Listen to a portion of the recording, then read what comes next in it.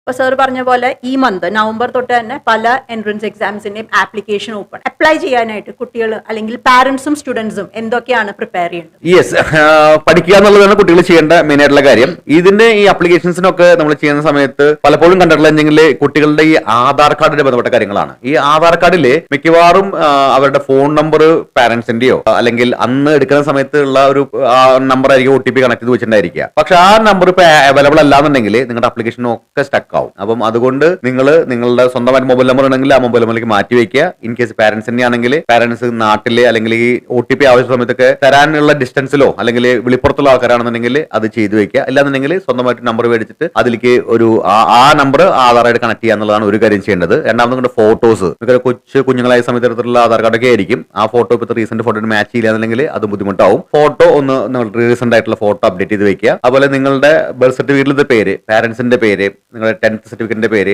ആധാർ കാർഡിലത്തെ പേര്, ഇതെല്ലാം ഒന്നാക്കി വെക്കാൻ ശ്രമിക്കുക. കാരണം ഇതൊക്കെ ഇതില്ലാന്നുണ്ടെങ്കിൽ ഇതിനൊക്കെ നമ്മൾ എക്സ്പ്ലനേഷൻ കൊടുക്കേണ്ടി വരും. എക്സ്പ്ലനേഷൻ കൊടുക്കാൻ നമുക്ക് പോകുമ്പോൾ ഒരു പഞ്ചായത്തിന്റെ ഡോക്യുമെന്റ് മേടിക്കും, വില്ലേജ് ഡോക്യുമെന്റ് മേടിക്കും. ഇതൊക്കെ മേടിച്ച് വരുമ്പോഴേക്കും നിങ്ങളുടെ ഡെഡ് ലൈൻ കഴിഞ്ഞിട്ടുണ്ടായിരിക്കും. നിങ്ങളൊരു വർഷം നഷ്ടപ്പെടാനുള്ള പോസിബിലിറ്റി ഉണ്ട്.